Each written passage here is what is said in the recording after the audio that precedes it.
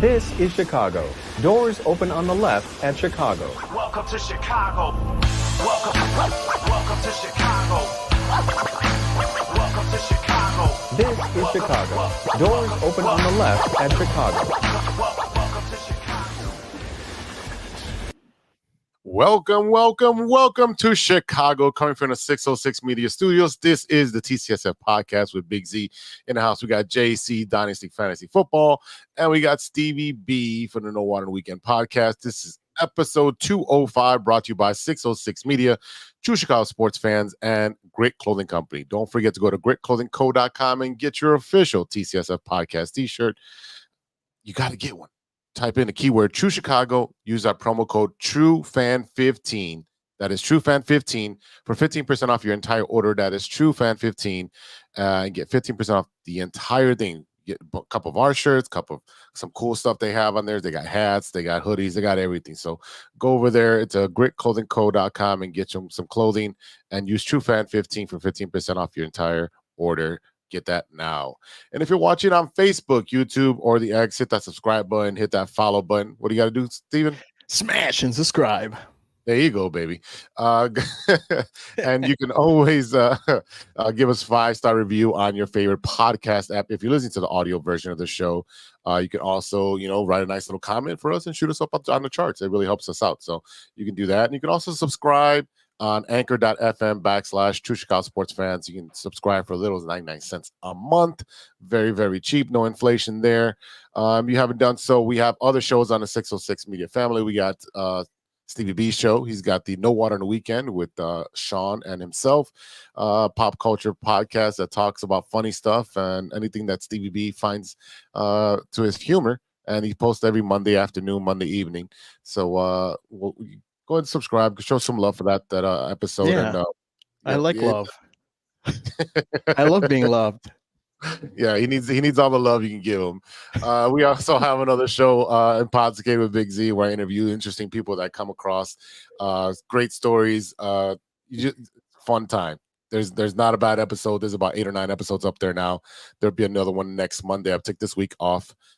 Just because I have a lot of stuff going on, especially since I'm going to Bears camp tomorrow. So I won't be editing tomorrow. So we'll save that episode with Jessica Milagros, plus size model, been on Big Brother, some acting, JC Penney commercials, all types of stuff. She'll be on next week.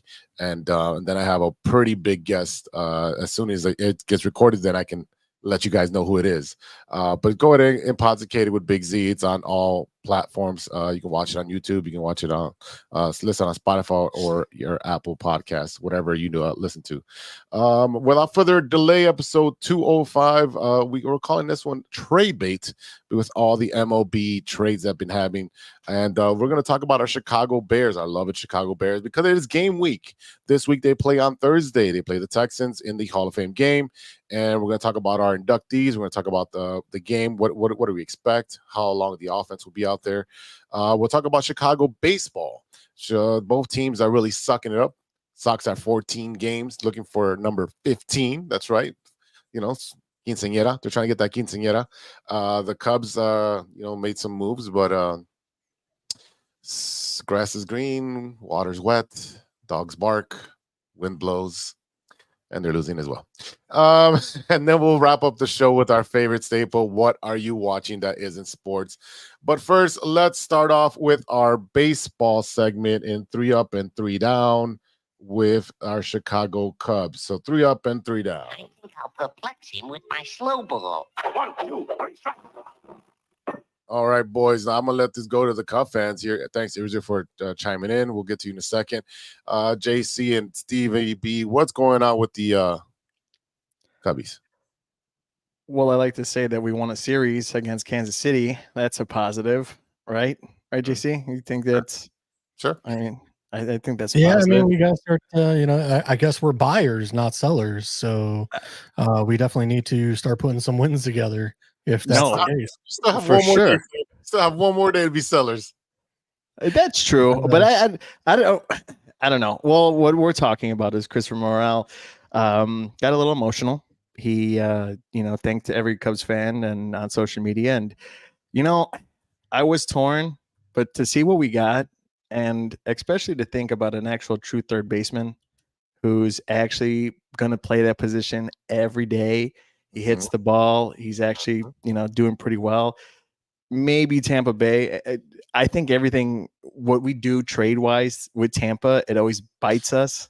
Yeah. So I'm willing to see the growth of Morale. I think he's gonna tweak something and figure it out, and then this guy's hitting 30 homers in like 3 months or 2 months, something like that. Best of luck to him.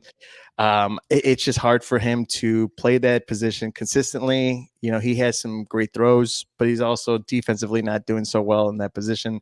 So hopefully Tampa could actually, fix him on that. But overall, I mean, we traded Morale, Hunter, Biggie, and right-hand pitcher Ty Johnson, and to get Isaac P. Pronounce it for me, Big Z. Wait, before you get that, do you think Hunter Biggie went over to Jed Hoyer and said, can you give me one more chance? Probably. Knocked over the front door and busted right in. That was a big BIG reference. But, Yeah. but that's all right. Our listeners and watchers got the reference. Ty Johnson and Hunter Biggie went over along with Morel. Morel never really should have been playing third base. He was a defensive liability there. There was also no protection for him. It just didn't work out for him. I loved him. He's one of my favorite Cubs of recent memory. And unfortunately, there was no room in the outfield, and you had to give up something to give something. And you got is it Isaac or is it Isaac? I don't know how you pronounce his name because everyone pronounces their name differently. Well, Paredes, he comes to Chicago. He's a hitter. His defense is a little better than Morel, but he's not, he's not Aramis Ramirez. He's not, Chris Bryant at third in his early years. That's not what you got. You got a bona fide hitter. He's going to be in the middle of the lineup for a while. So expect him to. He should. I'm not sure he's there today or if he's starting tomorrow. I think it's tomorrow. I think it is tomorrow. Yeah, wait for that one day for everything to be completed. So yeah, I mean, my biggest thing is when you trade with Tampa Bay, beware. I mean, Matt Garza. Yeah, you traded Chris Archer. Chris Archer. Yeah. Yeah. So beware when you play with Tampa. They know what they're doing, and they know they do it on low budget. I mean, yeah, exactly. They take players that are, minor league contracts that have some time on their still on them, and then they figure it out, and then they trade to get more prospects. They never keep a superstar, and that's just Tampa. Right. But I will say this with Morale, a great memory of him is when he hit that walk-off on the White Sox at Wrigley. I think that was my favorite memory. I think that was a lovely memory. And I remember where I was at what time it was. I was sitting in my car. Yeah, a couple walk-offs. But that one mostly was my he had favorite. some more memorable walk-offs than the one against the White Sox. Yeah, but I was in my car watching it before I left bowling, and I remember seeing it screaming. Like I was a kid again, like seeing Santa. It was just magical, just the moment, the lights. The moment was too big for this guy, especially that night. So I could watch that over and over. I bet you could. JC, how you feeling about your Cubbies now? I mean, it's nice to have a third baseman that can actually play third base.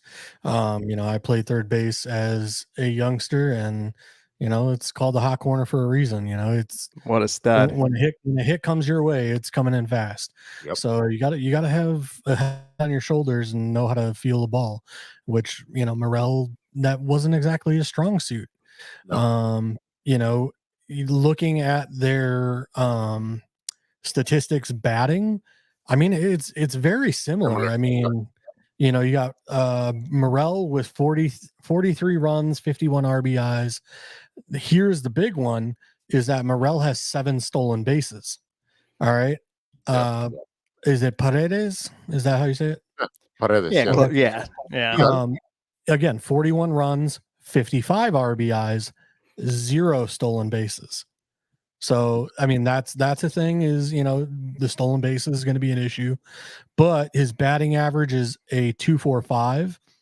This is Morel, who's got a batting average of 0.199.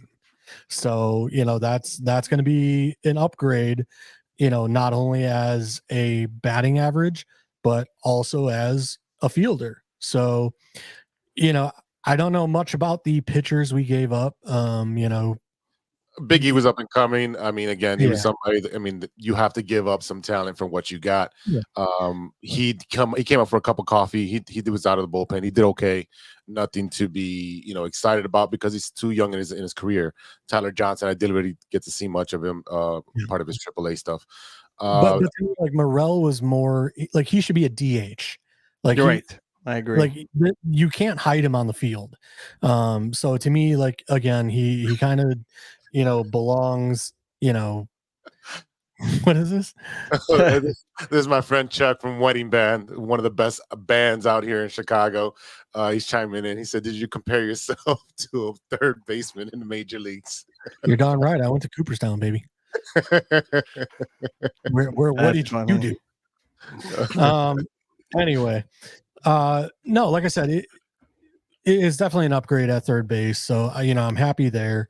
As for Nate Pearson, the other guy that we have traded, a 5.63 ERA. That is right up the Cubs' alley. Not exactly the greatest thing you want to see. He's definitely not. 40 innings with 51 strikeouts. But yeah, like I said, it's 0 wins with 1 loss. But like I said, that's 5.63 ERA. It's like, oof. Yeah, It's rough to hear. I will say this: Patrick Wisdom hit that grand slam, which was nice to see him hitting. Definitely sparked an energy on that team for that series. And hey, they took 2 out of 3, and I'll take that any day. Right now, they're playing Cincy, and it doesn't look so good right now. So let's welcome our friend and for other 606 media member, Ivan the Bear. The Bearable. The Bear. It's small writing. I can't see No, that. that's all good. Ivan, thanks for coming on. I know you just finished your show with the Tape Never Lies. You did a Bear show, so that's why you were a little tardy, but it's excused. But you being another big Cub fan, what is your interpretation of what they've done with the last couple of trades? First of all, what's up, guys? How are you? Hope everybody's what's up, doing man? well Long time today. no see. I know I haven't been on here in a while. I think that I have. Okay, Morel is a nice dude, right? I just It's real funny. I don't have any type of like connection there right now. Like for me, everybody can go. Like nobody is said. Like there's nothing bolted down to the floor right now. Everything but the Ivy.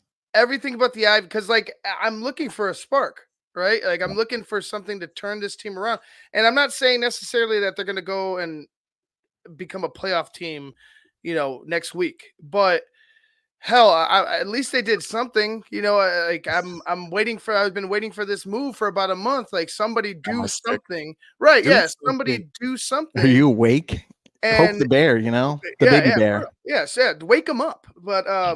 But going and getting Paredes, going and getting a guy that's an established infielder, not a guy that's I'll credit to Morel, like he's not a bad human being whatsoever. He's not a bad player. He's just raw still.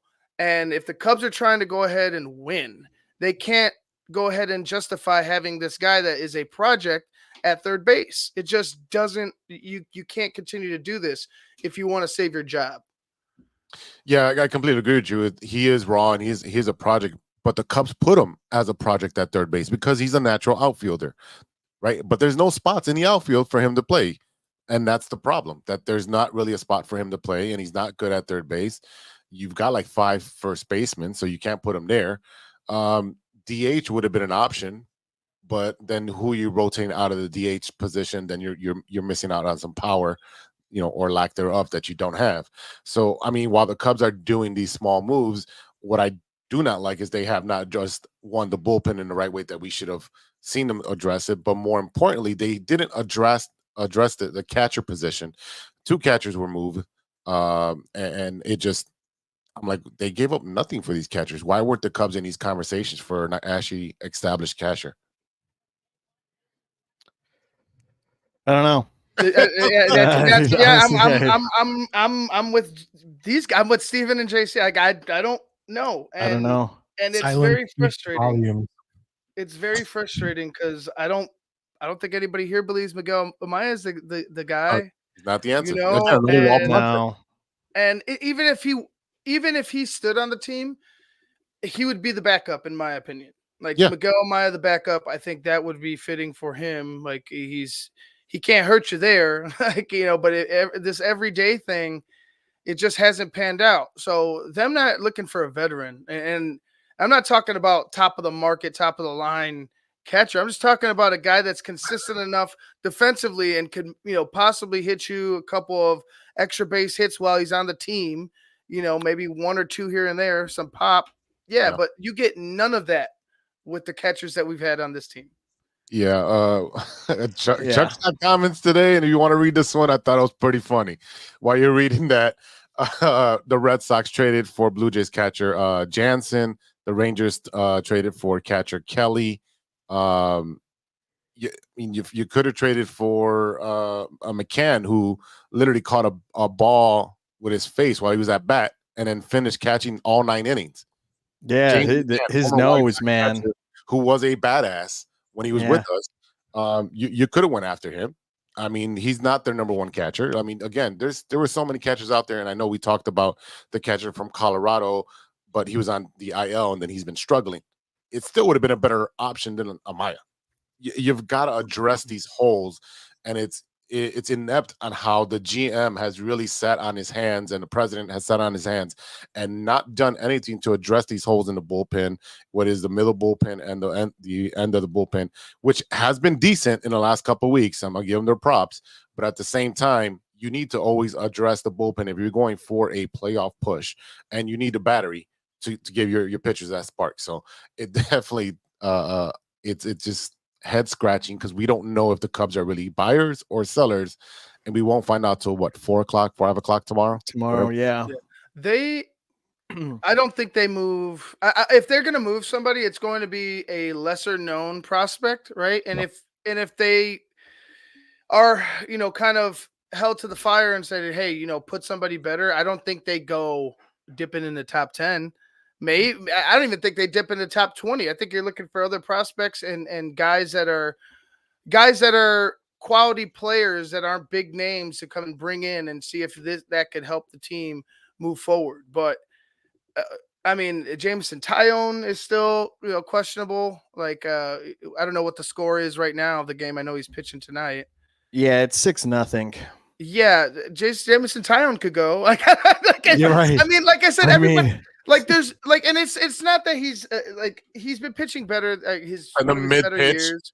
Right. Get the fuck out. He's been pitching better, like really good this year, but he hasn't been the guy in my eyes that was going to be, one of the guys that takes us to the next level. For some reason, I've never really loved Jameson Tyone, right? Whether he was on the Pirates, the Yankees, I never really had this like, yo, Jameson Tyone's gonna come in here and we're gonna, we're locked down now whenever he pitches. It's not realistic in my eyes. Yeah, so it looks like if the Cubs are not going to use any other prospects to get better right away, I think they're going to keep their prospects, which is Cade Horn, Matt Shaw, Owen Casey, James Torontos, and Moises Ballesteros. Those are their top 5 guys, and they do have one of the best. What about Alcantara? Is Alcantara? Alcantara's number 6. He's number 6 right now. Yeah, I went top 5. I mean, if you want to go Michael Arias, who else is on there? Fernando Cruz. There's some of these guys I don't know there, and there's some guys that have come up or have been talked about. But a lot of these guys, they're not ready. And Brendan Davis has been up. He's their number 22 guy. Trying to look for anybody else. No, that's about it. Oh, Caleb Killian came for a cup of coffee. Yeah, but there's really, there's really not much. There's really not. I mean, again, they're ranked one of their top 5. Systems in Major League. The prospects are suspects. I've been saying that forever since the beginning of this show. Until they're proven in the Major League for multiple years, they're still suspects. Look at what the White Sox did. Right, you got a third baseman that hasn't played all year, suspect. He really hasn't played a full season. You got Spider-Man. You know, I don't even know if he's playing. Apparently, that's what they say. Eloy's playing, but I've never seen him play because all he does is hit ground balls. So again, they're suspect until they're really good players, and if they're not going to be good players, you got to ship them out of here. Hit the road, Jack. Yeah, I mean the only thing looking at Ballesteros, you know, they have him listed as a catcher, so maybe he is going to be the long-term, you know, what they're looking at down the road as a catcher for our Cubs. But you know, he is 5'7" and 195 pounds, so that's a little He's a little light. Yeah, I don't think he's going to be hitting the ball over the fence all too much. No, not at all. Israel saying trade Bellinger to Philadelphia for prospects. I don't know if Philadelphia is in a need for an outfielder because you got Bryce Harper at first now. So I'm not sure what their outfield situation is. Yeah, I don't think they're gonna go for that one. And New York went after Jazz Chisholm from Florida. They got him over there wearing number 13, and he's like the speedster that they just put in, mix and match throughout the games. You know, hey, you're going over 4, put Jazz in. He's a spark guy for the Yankees, and that's what they need because they only have really 2 hitters over there. So there's a lot of trades that are going to continue to be made. I just hope that the White Sox and the Cubs actually capitalize on being good sellers because you do have some talent that you are able to sell. Yeah. Trade Nico to the Dodgers or the Braves. Dodgers don't need any more help. The Dodgers. So, the Dodgers are going to keep going into the White Sox well and getting whatever the hell they can want. Yeah, I'm looking at the Cubs salary, and I mean, like, you got Ian Happ making $21 million, Suzuki making $21 million, Tyon making 18, Hendricks 16.5, Horner 11.5. So I mean, those are your top guys, other than Bellinger at 27.5. I still think they spent $226 million, I believe, this year. Yeah, they did, and like I said, I don't know if. I mean, I would be okay with offloading Happ. I mean, like I said, he's not produced that much that I would miss him that much. No, I don't know about you guys. You got PCA, which is the rookie that just came up and he was highly touted. So he's out in center field, and that's the reason that you didn't trade him, because they put him out in center field. Here we go. Wasn't Chris Morel the new Ryan Terry? Yeah, the right. He's why he drives balls. I hated. Jesus. Someone did not. Who hurt him today? He must be having a bad Monday. I mean, I hate Mondays too, but man. Oh my God, Chuck, coming for him. Again, I think the Cubs will be selling, and I think they will be addressing everything during the offseason, because I don't think they have anything to do right now. I don't think they have enough. They're going to get minor leaguers for whatever pitching they sell off. Christopher Morel's brother hit a home run yesterday, and Ivan took a shit, and Steven has ass hickeys from being in the toilet that long. I mean, it happens, man. Did I take a shit yesterday? Make sure your bowel movements are okay. Speaking of bowel movements, let's talk White about Sox. the White Sox. All right, yeah. Let's hear it, man. Let's hear it. Oh, you want the song? Here we go. I do want it. White Sox. Go, go. Okay, YouTube will flag it, so I can't play it that long. Yeah, that's excuse. Yeah, nice excuse. Yeah, the White Sox. Yeah. Well, here we are again with another losing streak. I hate Cub fans that I'm one. I hate Sox fans that I am one. I hate baseball. It's Bear season starting Thursday, man. That's all we're worried about. Yeah, we're at another losing streak. Again, we've matched our 14-game losing streak. If anything, we're consistent just at losing. 16 sweeps this entire season. Clevenger declared that he's out for the season with another injury. He declared himself out. Yeah, he's like, I'm out. Oh my God. He was like, Kramer put the money on the counter. I'm out. Just walked out.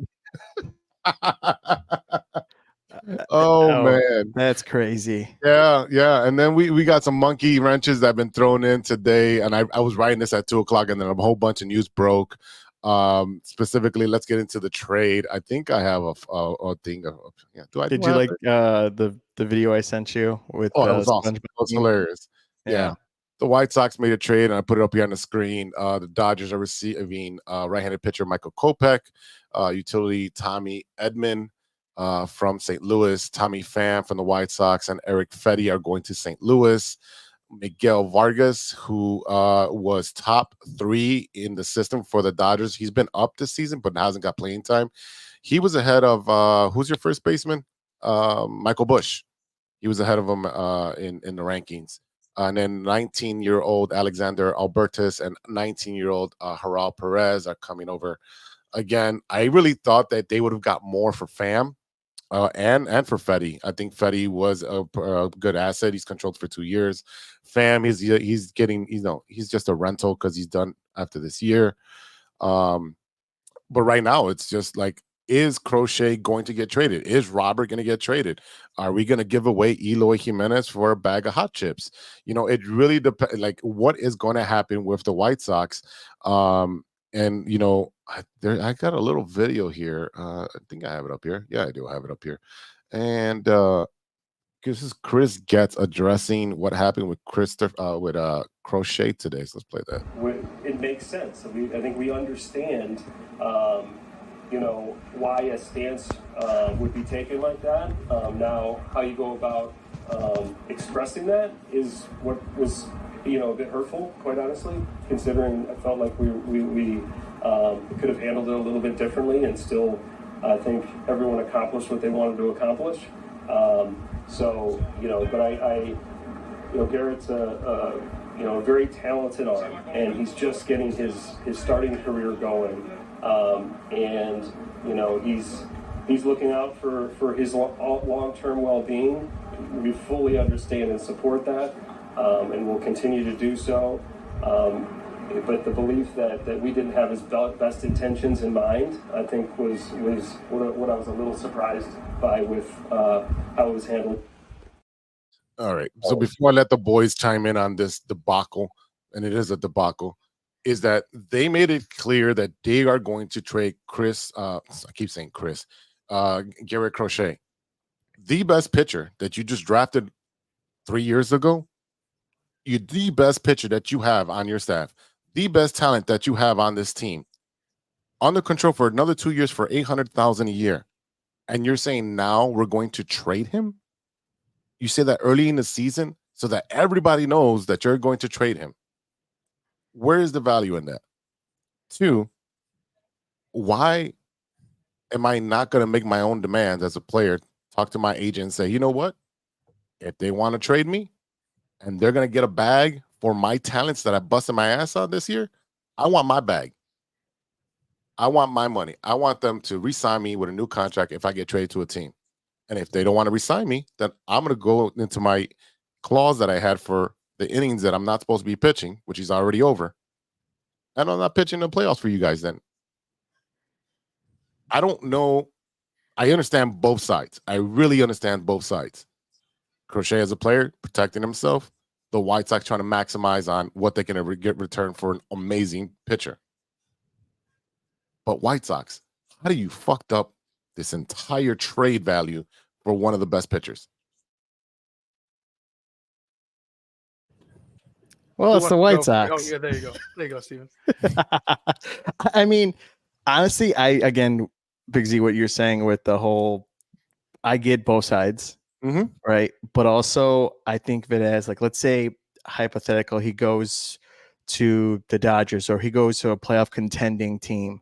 Yeah. Well, if you're not going to pitch in the playoffs, what kind of message does that send to the rest of the guys in the ball club? Like, well, remember, he just had Tommy John. So he's on inning restrictions from his doctor. So that's part of it. I mean, if you get a chance to even play in the postseason, because he's never even seen a playoff picture. So I get the aspect of him, but then I don't know. I feel like it sends a weird message in the clubhouse as a player, like you're holding out. And even if he was good to go, right? Like if he's healthy, he's good. He feels good. He maybe let's say he takes a week off, right? Get ready for the postseason, doesn't pitch. I mean, you're going to be well rested. You might be a little out of tune, but I just think it sends a weird message to the ball club. I would, again, yes, get your bag, and same thing with the White Sox, but it doesn't look good for both sides. Not good And optics, and that's what that's what the White Sox are good at, messing up optics.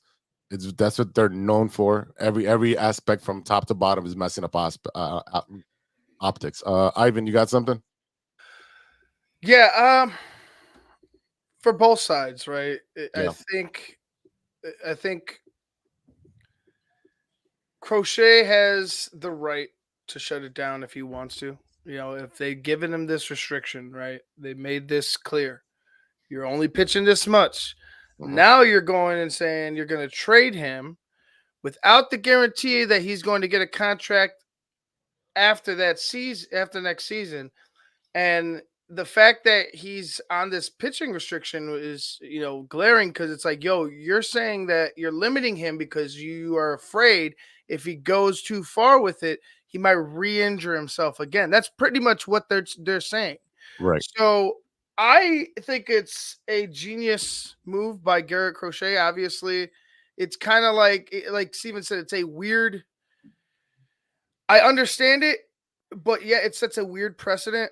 I feel like in the locker room, but nonetheless, like if they're going to send you off and you don't have anything guaranteed, and you're going to another team and you don't know how they're going to try to use you as a fucking workhorse, Yeah, and you're already on an innings restriction, yeah, you got to take care of yourself at a certain point. And these teams will use you to get that World Series. Like you will be used constantly. Chapman is a good example. Exactly.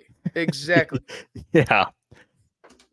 Yeah. So essentially, if he gets traded, any of those teams, whether it's Atlanta, it's Boston, it's the Orioles, any one of those contenders, they're going to use him in the bullpen because he's got or not minute restriction, but inning restriction. Mm-hmm. The problem with Garrett, he's already said, he's come out and said, I am a starting pitcher. I do best when I have my routine of 5 days in between, and I know how to pitch. Being a starting pitcher, being a reliever is more detrimental to that elbow because he's going out there trying to pitch 101, 104 and trying to strike out and blow out his arm. It's going to blow out. It's very simple. Yes. Chuck's over here saying, talking about Strasburg. Exactly. You can't go back and forth with, guys that throw that violently. It doesn't. Strasburg's out of the league because of that. Because they used him in the pen and they put him on inning restriction, then brought him back, and then you can't yo-yo these guys. We really can't yo-yo these guys. And it's getting frustrated with.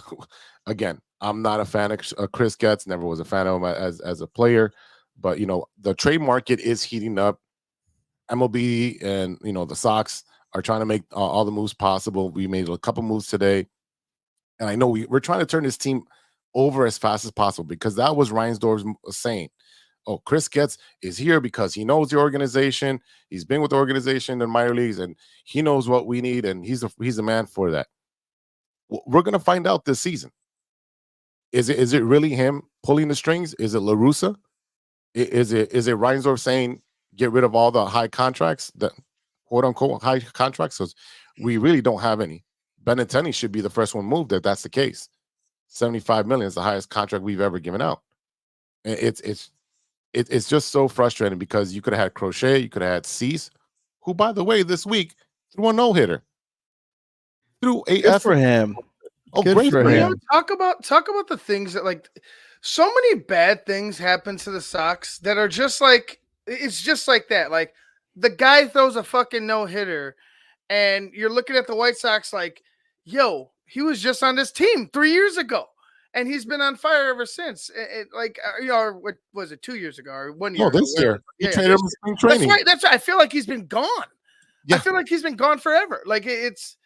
But still, nonetheless, he's not on your team anymore, and you're like, yo, this guy was going to be one of our anchors with a guy like Crochet, with a guy. So, like I said, whenever they decided to move from Cease, that was pretty much when you should have been like, all right, well, we got to start moving everybody else.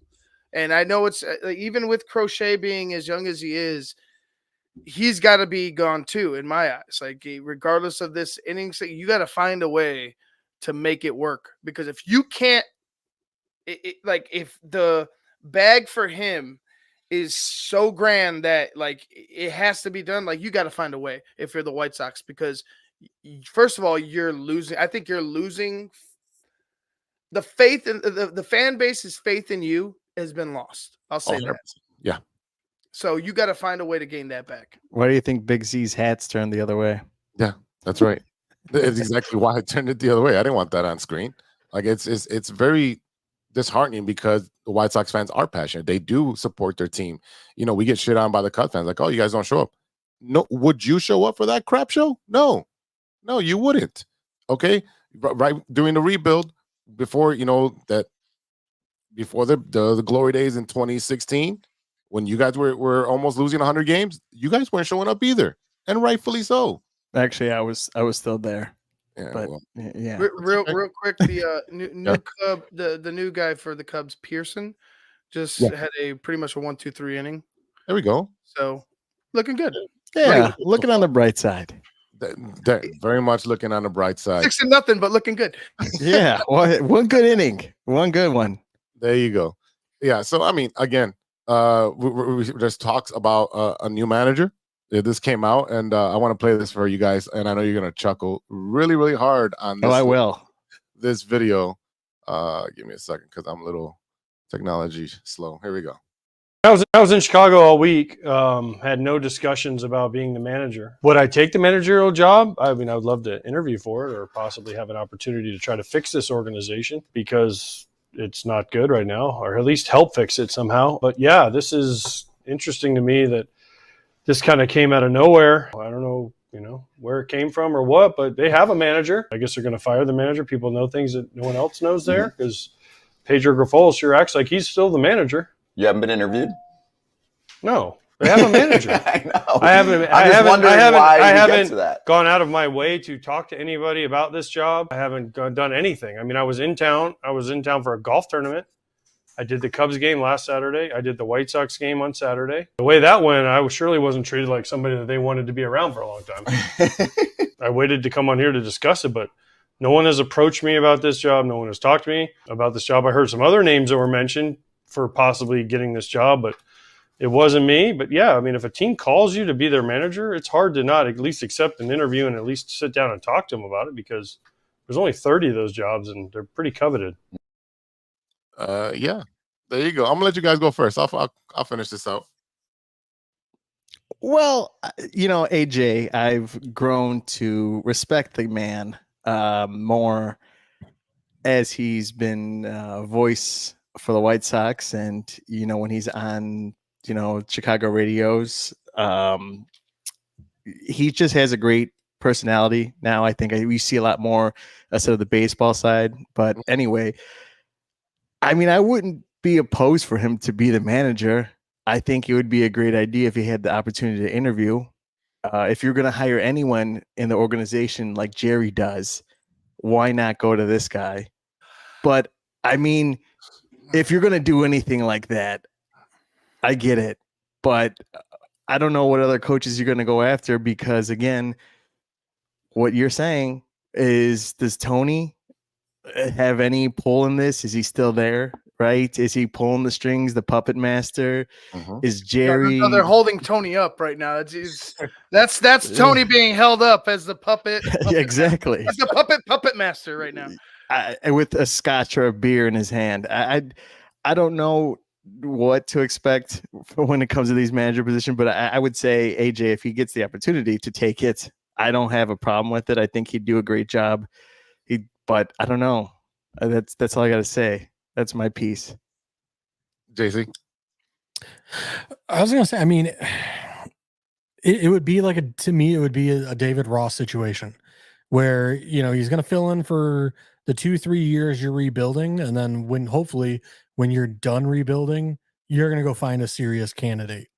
That's the only thing I could realistically see happening, is like, hey, you know what? This is going to be a tough time. we need someone to do the job, and no serious candidate is going to take us seriously and give us 3 years of their life, while we rebuild this and retool and whatever. So they're going to have to put together something. And like I said, it's going to be an unlikely candidate, kind of like David Ross was for us. Ivan. I don't see it as a Ross situation. I see it as an Ozzy situation. I see Brzezinski coming in here with the same attitude, the same grit, the same mentality that Ozzy Guillen would come in here with. The White Sox don't like to be told they're wrong as an organization. They don't like to be told, for whatever reason. Yep. The amount of years that Jerry spent watching the Brooklyn Dodgers in Brooklyn is, more, it's just more important than what actually is the truth. You know what I'm saying? Like, his knowledge of baseball trumps all in his organization, and that just doesn't work. It just doesn't work. When Ozzy was here, and even when Ozzy was here, Ozzy is still here. When Ozzy was with the White Sox, there was, he was fiery. Did he rub people the wrong way? Yes, but there was truth in what he was saying, and there was a message, and there was people that followed that message, right? I think that AJ could be a guy that can deliver that same type of message, right? Where everybody is bought in. Yeah. But the thing that I would say that's going to, prevent that is the interference from up top, right? You're going to they want a Grafal because a Grafal is a puppet. Yeah. Yes, they want a Tony when he's just coming off a deal, because Tony's just going to be like, yep, I'm good. You know what I'm saying? I'll do whatever you say at this point. Like, they're always like, there's never a guy that's going to kick them in the nuts and be like, wake up, your organization is failing. And I think AJ, would be a guy not only that would be beloved in the clubhouse, but that would be that bridge between the players and up top, but delivering the continuous, like, constant message of, team first, right? Give a fuck about this organization. And every single day you have to give everything you have, because that's what AJ was, essentially, right? So that's me. So to put it on to perspective of everything you guys said, is it like David Ross? In a way, yes, because he's a catcher. That's probably the only thing. Does he have managing experience? No. So those are your two similarities. The problem with that is that AJ was an ambassador for the White Sox. AJ got let go from being an ambassador for the White Sox because he started talking honestly about the White Sox when he would do the broadcast for Fox or FS1 or on his show Foul Territory. That's why he's no longer wanted there. So the fact that this rumor got out, and we're going to take AJ at his word saying he had no idea about this. We're taking him at his word. We all know who leaks information to Bob Nightingale. And that's Jerry. He has a direct line to Jerry. When Jerry wants to put out a message, he goes to Bob Nightingale. Bob Nightingale tweets it. It's another puppet. And that's exactly what that is, right? So you have AJ, and I really think it's like they're going to interview him. He's not getting the job because, like you said, he's going to go in there with that Ozzy mentality. I'm the captain. Get in line. And if you're not on board with what I'm telling you, you're getting off the fucking ship. It's as simple as that. And he's going to be just like Ozzy, fiery. He's going to hold the players accountable. And there's going to be times that he's going to take the bullet for the team. And there's going to be times he's going to throw a player under the bus. He's very old school in that manner. They will not hire Ozzy. They might interview him again. And I think that's a slap in the face if they even do. They should not even interview. Yeah, if I was him, I wouldn't even go. Ozzy's is fine where he's at on TV, having the best. Ozzy's won in my eyes. Ozzy, that war between. You remember when you got fired and everything? There was a clear misunderstanding of where this team should go. Mm-hmm. Ozzy knew what in the clubhouse from what the players where to go. Like I think he knew best where to go. I might be wrong, and Ozzy, like I said, rubbed people the wrong way. But as you could see right now, they obviously have not found the same success that they had when Ozzy was still managing the team. It's not there, man. Yeah. Ozzy's great on TV. Again, leave him there. He's amazing. One of the best pre and post game shows on TV. But the matter of the fact that there's another name that's been floated out there, and I don't think it's a good fit right now for a rebuild, and that's Terry Francona. Mm-hmm. I would love him to come in here because he's another old school guy that guys are going to play hard for. Look what he did in Cleveland. Look what he did in Boston. He can actually, he's a great manager. We don't have the talent to put for him. He's kind of like Bruce Bochy. We had the opportunity to go get Bruce Bochy when we had our core, when we, after 2020 and 2021 went to the playoffs, we had the opportunity. But no, they got La Russa. They got Grafal. They keep bargain binging shopping for this team, and it's just sad. So, Jerry, I don't want to hear about asking for money when you're not putting money on the field. And in the actual stadium. The stadium's fine.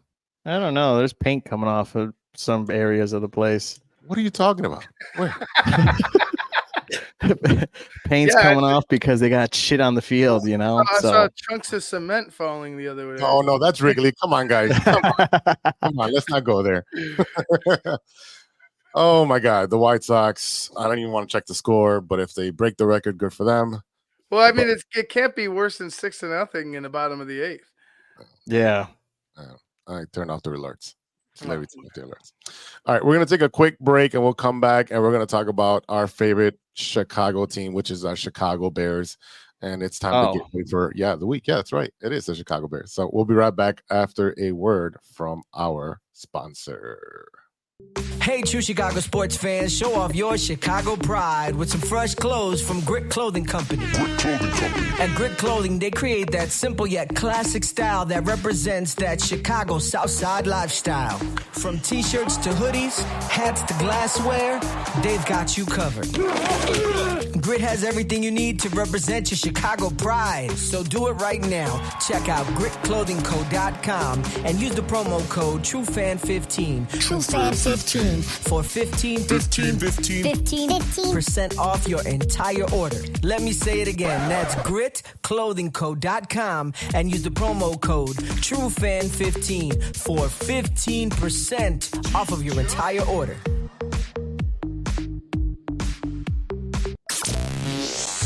Hey guys, it's Steven. And this is Sean, and you are listening to True Chicago Sports Fans. Don't forget to listen to Nowhere on the Weekend. New episodes on Monday. You can find us anywhere you listen to podcasts. Yeah, so we're going to go do a couple of shots. So let's kick it back over to Big Z. Welcome back to the True Chicago Sports Fan Podcast with Big Z. We got JC, Dynasty Fantasy Football. We got Stevie B from No Water on the Weekend Podcast. And we got Ivan the Bearable from TTNL. And, it's time to talk about our Bears team with something more exciting, something more upbeat. And we'll do this in 3 and out.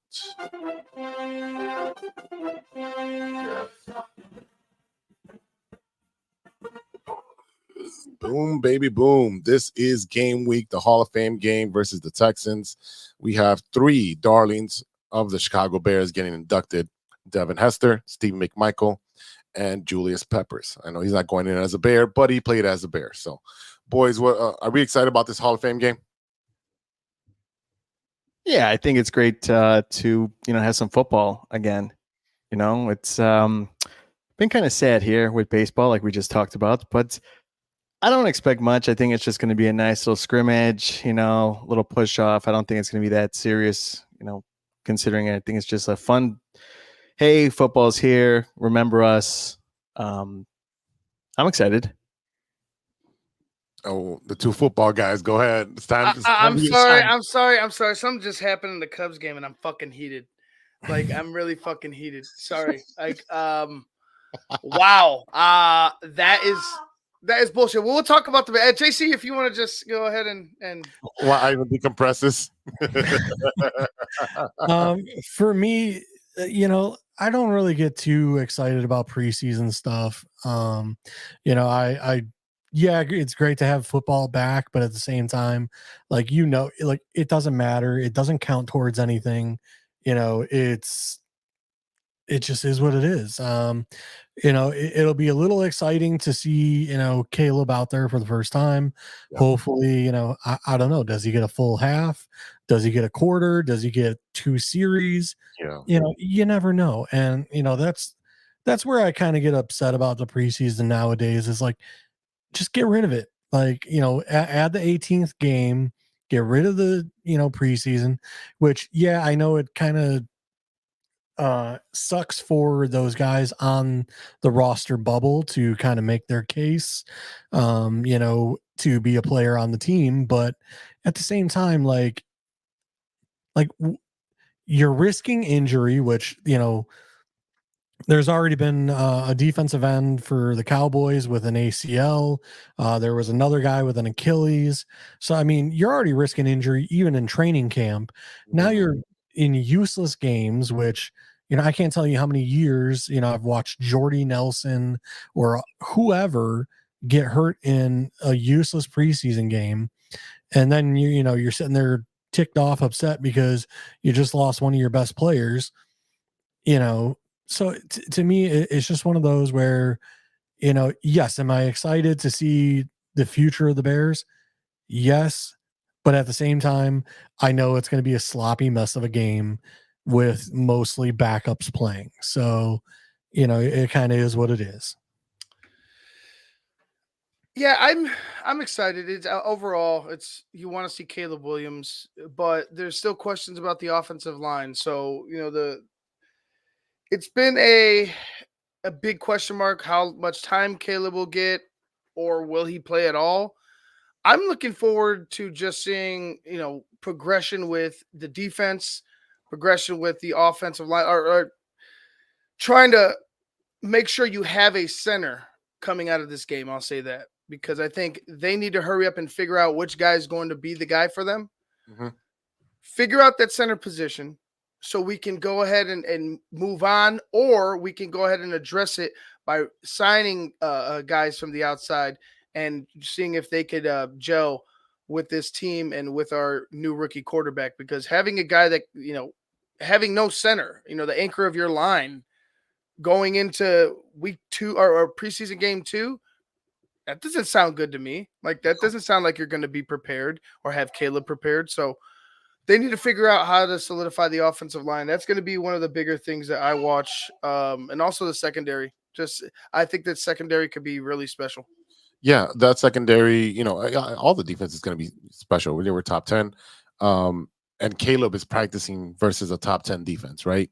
Top 5 secondary, top 10 defense. So him struggling from time to time during the training camps or practices, that's going to happen with a great defense and a rookie quarterback. How does he bounce back, right? Do these preseason games really make a difference? Is it because they're wearing pads and they be able to hit each other? Is that beneficial to seeing the different schemes, seeing game like action for 2 series, a quarter, a half? How much of a benefit is it with that risk reward of someone getting hurt, right? That's the biggest thing, just like JC was talking about. So is there a way to fix it? Here's your compromise, make an 18 game, get rid of preseason and increase more what is that, shared practice, whatever they call it, joint practices with certain teams where they're practicing with no pads? I mean, is that the answer? Yeah, I mean, you could definitely go with more practices, against other teams. But then, how many times have we also seen during training camp where that turns into just a big fight between the two teams? Yeah. And then, they end up cutting practice short and all this other stuff. So it's kind of a catch-22 where, yes, I would say, hey, you invite the Patriots down, you work with them for a day or two. But at the same time, if it just turns into a scuffle every 20 minutes, we'd be better off just practicing against our own team where guys know, hey, you're not trying to hurt your own teammate. We're, Right. and everything else. So, like I said, it is what it is. Like I said, I'm excited for the game. I'm excited for, our Hall of Famers to get their, time in the limelight. I know one of our Hall of Famers, will be kind of laid up in a hospital bed, Right. God bless him. He's hanging in there. He's gonna be able to celebrate it. He's well deserved. So, as for Julius Peppers, yeah, it kind of, you wish he would go in as a Bear, but he put more years in elsewhere. Yeah. But he did play for us, so we kind of get some credit, I guess. um, or it counts as one of our guys going in, maybe. Or, as for Devin Hester, nobody's done it like him since. With the new rule changes, we'll see. Hopefully there's some improvement there with a return game again.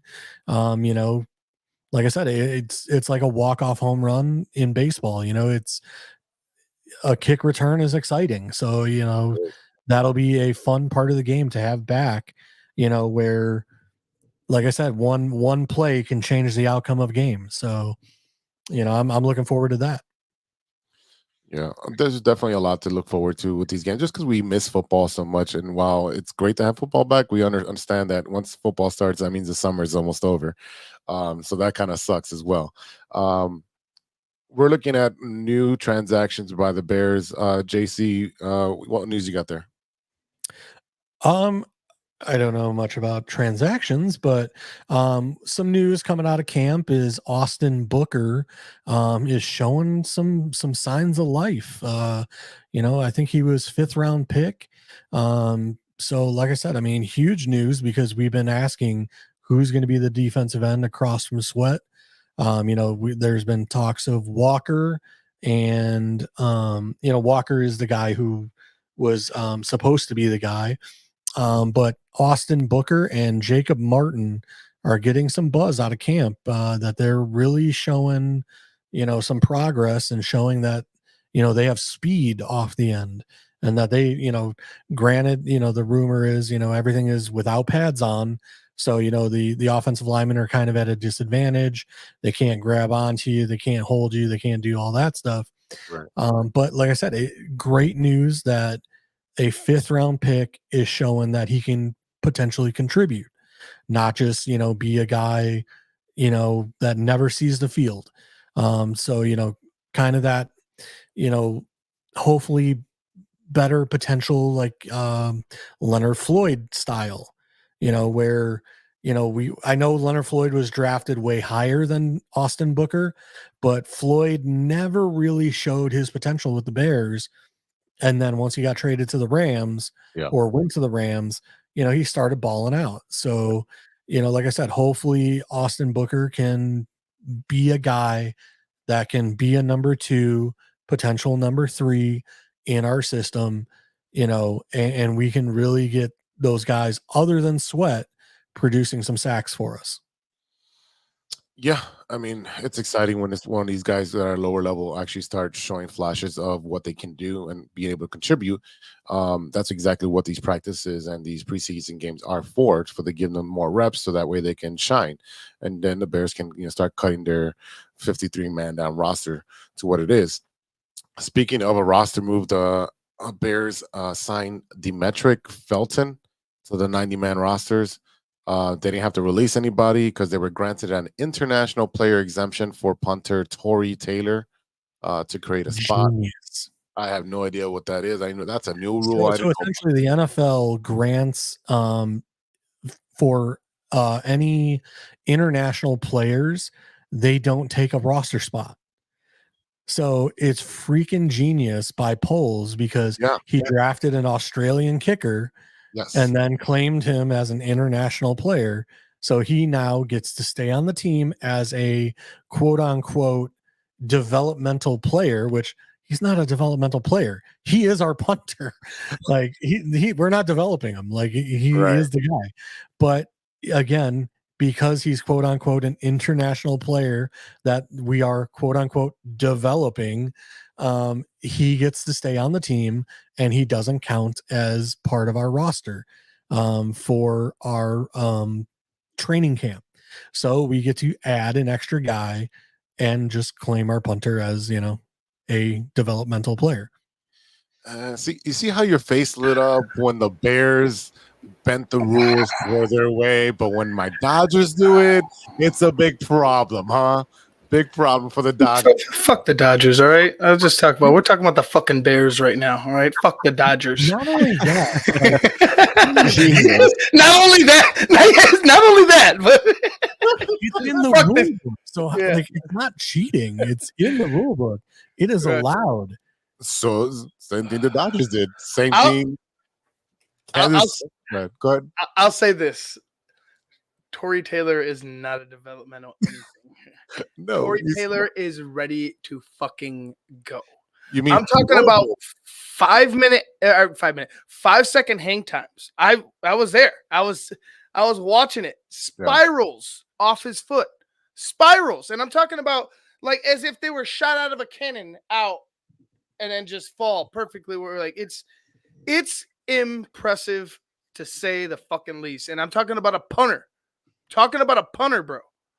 Yeah, they got a lot of flack for drafting a punter so high, but guess what? He's gonna flip the field for them so well. That was me. I was that guy, because literally, we talked about it 2 minutes ago or 5 minutes ago when we sit here and say, who's our center? Because Cedric Van Pran was there when they drafted the punter. So again, that was me. I was sitting there like, what are we doing? The center is sitting there looking us straight down the barrel. Yeah. And we took a punter, which again, I mean, we took the best punter in the draft, and the guy, like I said, Caleb claims he's not going to, need a punter very often, but at the same time, if you need a punter, I'll take the guy that can punt 80 yards. That's for sure. Yeah. Again, Poles knows what he's doing. Let the man cook. Let that man cook. So again, I'm excited for what he's doing. We kind of still need that center. We do need a center. We definitely do need a center, but we've got time. We've got time. I think Ivan's ready to go tomorrow. Ivan, you good to go ahead and fill that spot? If they want to give me a fucking contract, I will go ahead and get my ass kicked for however long it takes for the next 3 weeks. Yeah, for the next 3 weeks. I could long snap. I haven't snapped the ball from center in a long time, but I know I can still long snap. I did it the other day. It was a deep stretch, but I was able to get it off. Well, I will be at Bears camp tomorrow. So I'll be there enjoying the nice hot weather and checking out what the Bears will be doing. So I hope it's not muggy out like it was today. It's gonna be disgusting. It's gonna be like 93 or something. Ew. That's okay. I'm all for it, man. It's the last. Go ahead. Make sure get all the tape that you can, because and if you go at a certain point, like there's like a certain spot like on the bleachers, because now they got awnings. Yeah. That you'll be able to get you'll be able to see it clear, because if you go up to the top of the bleachers now, which used to be the hot spot, right, you get nothing but awning. Okay. Like you can still see the players, but if you're trying to record shit, like forget about it. So stay in the middle or stay to the side of the bleachers. Mm-hmm. Mm-hmm. Got it. Yeah, I'm gonna be ready for that. Definitely be there up and early. What time will you be there? As soon as it opens. Oh, I wake up early. 8:30. Get there. I got there at 8:15 at the parking lot. But I would say get there at 8, because I think the first bus is headed out at about 8. I think I headed out on the second set of buses, but no, yeah. I mean it was still enough time to get. I got myself a burrito from the taco truck, of course, and then we had time to go. The taco truck that's in there. Yeah. No, I'm dropping off mom at the airport at Midway at 6 a.m. So I'm going straight from there all the way up to Lake Forest. So I will be there on time.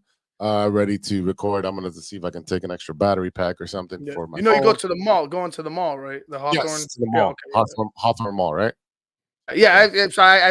It's just in me to tell because like we've brought out so many people, and I have to like remind everybody. So like it's just in me now to tell Hawthorne Mall because some people will go to Hallis and be like, nope, get your ass back. You can't park here.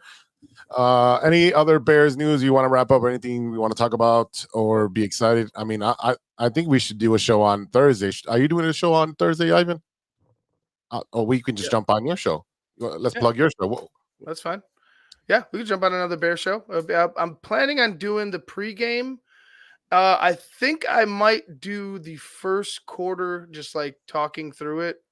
Pretty much however long Caleb's out there, that's what I'm going to do as far as like talking while the game is going. Okay. But yeah, you guys could jump on. Yeah, definitely. Preseason. Maybe next week we could talk about the United Center. Do you mean the whole redevelopment stuff? Yeah. Yeah, we could definitely talk about that. I mean, you mean the project that's never going to happen? Oh, that's going to happen. That's happening. Yeah. Which one? I just don't know where parking is going to be. Honestly, the 1901 project, that's definitely happening. I think that's more wait for Friends of the Park to get involved. But there's no parks. There's no parks. This is just a parking lot. It's parking lot. People have something to complain about. That might be true. This is the reason that the Green Line killing all the weeds. Like, no, I'm joking. Go ahead. Sorry. Yeah, they just come there thinking about 2 weeks. Green Line will be ready. The what? I can't hear you, JC. You're gentrifying the neighborhood. Stop it. It's already gentrified. I live here, dude. I'm 8 blocks from the United Center. It is very gentrified. So yeah, property value is gonna go up, parking's gonna suck, traffic's gonna suck, but that's what you get when you live next to. From the sounds of it, they do plan on putting up a parking structure, in one of the parking lots. So, and then it looks like ice skating rink / park / whatever. Yeah. Well, there you go, Steven. We're talking about it now. Essentially, it's going to be like Rosemont. Rosemont has their parking lot. They have all those restaurants there. They have stuff for the kids to do. It's exactly what that is, where you're able to finally, someone's thinking, use the area 365 days a year, so that way money's coming in. So it's going to have a concert venue and all that stuff. It's just simple business. The reason it's going to happen is because they're putting $7 billion between the Wirtz and the Reinsdorf. That's why, because it's all private money. So wherever they're borrowing money, it's all they're liable for it, and nothing's coming out of the city. So of course the city's like, yeah, sure, we'll grant all these permits. Go for it. This is more feasible than the shit that they're trying to build on the lakefront. I'll tell you that much. I agree with that. This makes way more sense. Than fucking trying to do anything with that Kevin Warren's trying to do out there with the Chicago Bears. This is good. I'll say this. I like the White Sox movie. Was it the 78? Yeah. Yeah, I would love to see it. I just don't know how that fucking gets pulled off. But yeah, like this revitalize, or invest in the area around the United Center. Right. Why didn't you do this decades ago? Like, you know what I mean? It was cheaper to do that. Right. You could have moved the White Sox across the street from the United Center. Yeah. They sat with these parking lots and these huge empty spaces for decades, dude. What I think should happen? Big Z, I think your mom should raise your rent. And because this new area is going to be growing. We'll be back next week. Because you're only 8 blocks. You know what? I should talk to her. Sit down. Hey, we're gonna kick him off. Good investment. There we go. He's been muted. Anyways, let's take a quick break and we'll come back with what you're watching. Nothing but I love shutting Steven up. But we'll be back after a word from our sponsors. Hey, true Chicago sports fans, show off your Chicago pride with some fresh clothes from Grit What Clothing happened Company. there? At Grit Clothing, they create that simple yet classic style that represents that Chicago Southside lifestyle. From t-shirts to hoodies, hats to glassware, they've got you covered. Grit has everything you need to represent your Chicago pride. So do it right now. Check out gritclothingco.com and use the promo code TrueFan15. TrueFan15. For 15% off your entire order. Let me say it again. That's gritclothingco.com and use the promo code TrueFan15 for 15% off of your entire order. What up? It's Martin Moreno, and you are listening to True Chicago Sports Fans Podcast. Welcome back to the True Chicago Sports Fan Podcast with Big Z. We got JC Dynasty Fantasy Football. We got Ivan the Bearable from TTNL Network and Stevie B from the No Water on the Weekend podcast. And this is one of our favorite segments here, is where we're talking about what you're watching that isn't sports. And I'm going to let the nerd go first. Go ahead, Stevie B. So I've been watching San Diego Comic-Con like a hawk. Like a hawk. Like a hawk.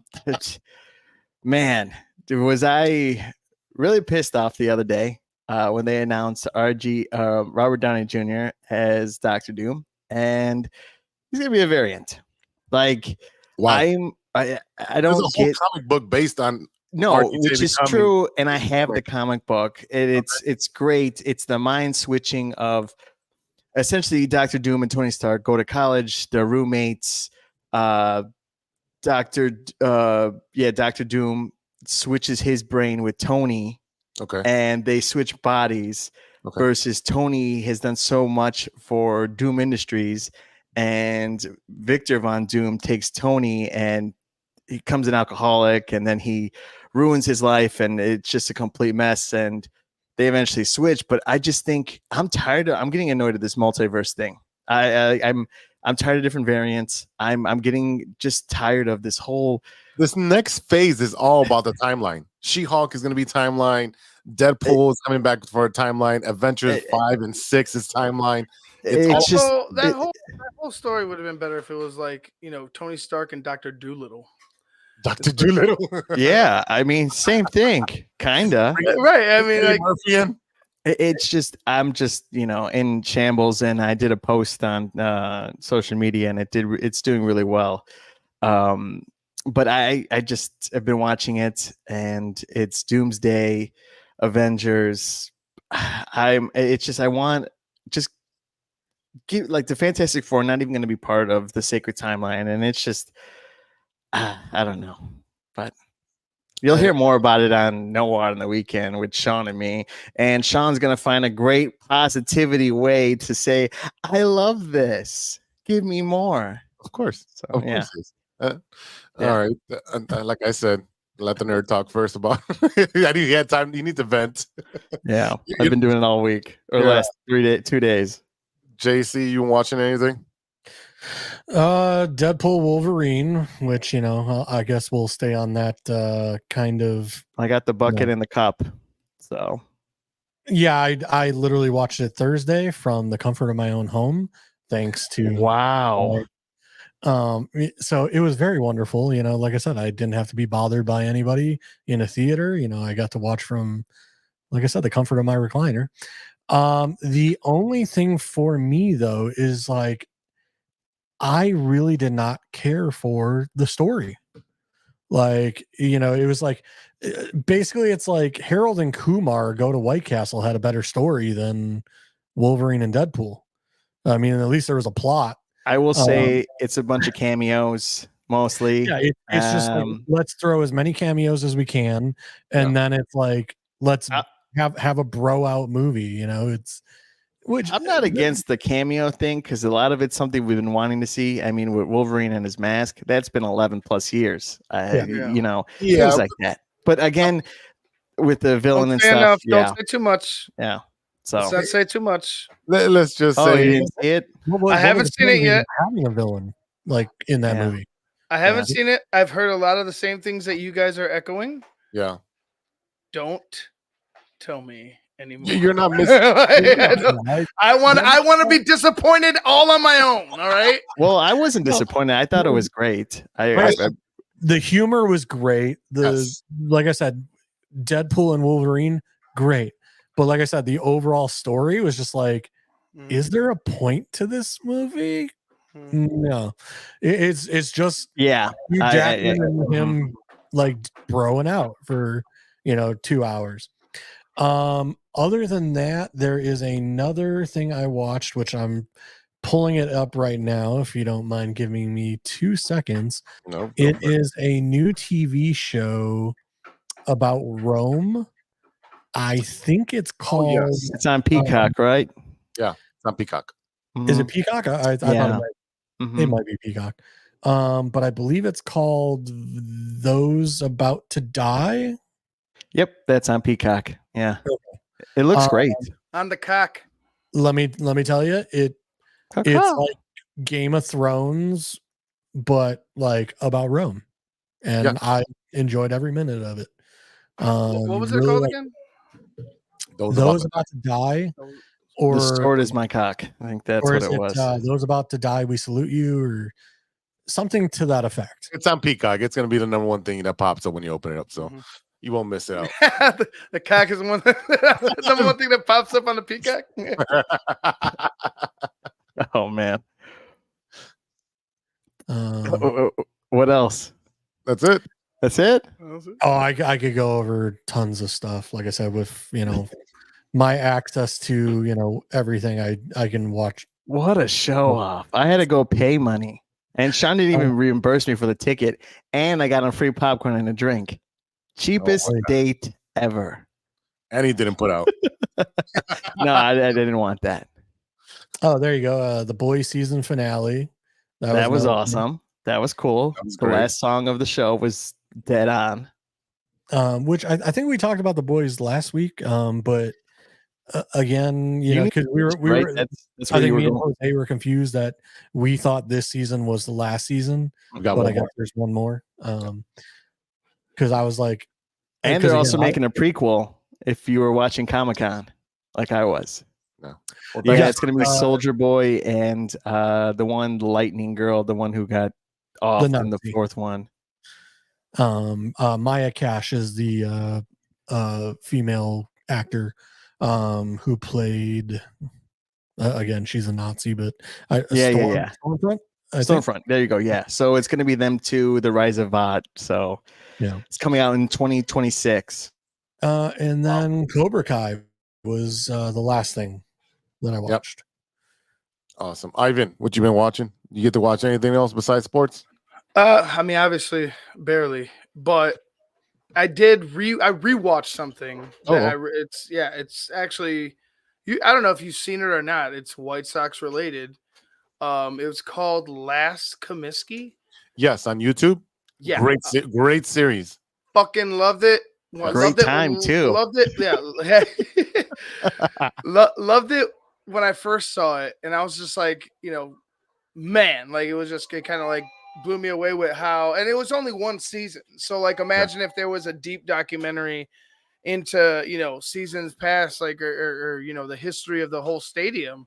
Yeah. But yeah, it's a 3-part series about the last season at Old Comiskey Park before they moved, and you got a lot of good commentary. Like it's you got all the players, Ozzy's there, you got all pretty much majority of the guys I would say that were on that team are guys that were fixtures on that team, talking about it, and it's a very well done documentary. It's nonprofit, but like I guess they did it during COVID pandemic and stuff like that, and I was like, man, this is like it was something that I was just like blown away by, regardless of the team. Like it was it made it intimate. It made you love Old Comiskey Park, even though I've never even fucking stepped foot in that place. And it's like, why isn't this here? It's like, it was very, very well done. So I rewatched that. Like, that's pretty much it though. Yeah, I did watch that. It's a great series. My first game was that year of Last Comiskey. How old were you? 7 or 8. That's long time ago. So, yeah. So, a couple of just to reiterating a couple of things you guys watched. Cobra Kai, it's 5 episodes of this last season. I thought it was great. I actually did enjoy it. It's a little corny, but it's a kid's show. So, come on, it's again, those 5 episodes fly by. I did watch Wolverine and Deadpool. I enjoyed it for what it was. I didn't think there was going to be a major plot because I thought this was going to be good cop, bad cop kind of thing that they were doing. And it's exactly what it was. Good cop, bad cop relationship throughout this scenario. And they had a task to complete and the story. And the only difference is that there's a whole bunch of cameos and you got to look out very, very keenly for a lot of these cameos because you don't see them. And I don't want to ruin it for some of the watchers, listeners, and Ivan, who hasn't seen it yet. But there is a cameo that I thought was hilarious because they incorporated a soccer player. And there's only one post-credit scene. Just letting you know, you don't have to. There's only one. There's not anything more than that. Okay, awesome. Thank you for that because I definitely would have sat there to the end. Bo, my son's going nuts right now. Chuck said he watched Iron Claw. I watched that as well. I think that's a phenomenal movie. Yes, it's not dumb Texas family. Wow, that's yeah, they're a Hall of Fame family for wrestling. So I don't think they were that bad. But yeah, that Cobra Kai, Deadpool, Wolverine, and I started watching My Name Is Earl. I told you I watched the first season of Always Sunny in Philadelphia. There was like maybe 3 episodes in that first season that I thought they were funny. The rest were kind of. They get better. Just keep going. All right. I'm gonna keep it. I'm gonna keep going. I was gonna say Always Sunny. Like once Danny DeVito comes in, which I think is that's like where I'm at. That's where I'm at. When he first comes in and the guy steals his money and they're in the limousine and all that. Yeah, it gets so much better after Danny DeVito comes on. Okay. All right. Yeah, when they start calling him Frank is when you know it's you're in the money. Yeah. Shout out to the Olympics. I got my American flag flying behind me. Also, these bad boys come out once every 4 years and for 4th of July. But I support the American team as much as I possibly can. Yeah, I need to put on my red hat right now on the TV. So if you are watching us, you kind of see me looking off. I'm watching the men's gymnastics team doing their thing right now on TV. So give us a full breakdown next week. It's what's on TV. I mean, men's basketball is doing really well. I guess they beat Serbia, so that's Supposedly the women's basketball team is. I mean, other than Jokic, though, like, meh. Yeah, your kid said it the same thing. Blah, blah, blah. Yeah. Thank you. He said it for me. All right, boys. I think it's that time. We're gonna retire, and you'll see our faces back on Thursday for Ivan's pre-show for the Bears game. Ivan, where can the watchers find us? Well, they can find us at The Tape Never Lies on YouTube. You could also go ahead and become patrons at www.thetapeneverlies.com. They could also check me out here at 606 Media on Local Sports Tonight. And but Thursday night we will be on The Tape Never Lies.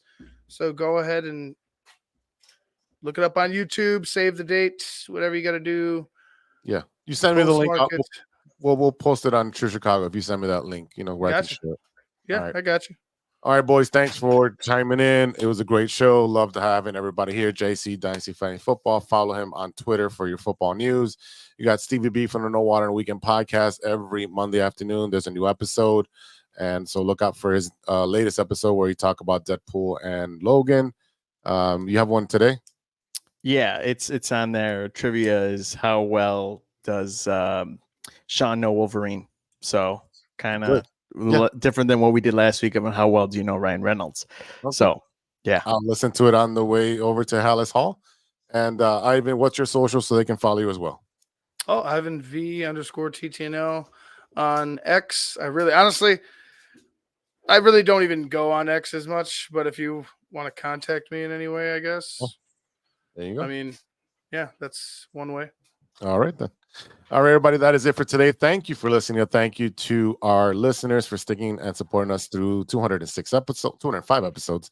And next week will be 206. Thank you to our sponsor, 606 Media, True Chicago Sports Fans, and Grit Clothing Company. Don't forget to go to gritclothingco.com and get your official TCSF podcast t-shirt. You can use our code TrueFan15 for 15% off your entire order. So go ahead and support us. You can check us out on social media, TCSF Pod on Twitter, X. You can find us on Facebook, IG, at True Chicago Sports Fans. Yeah, again, you're listening to us on your Spotify, your Apple. Give us a review, 5 stars.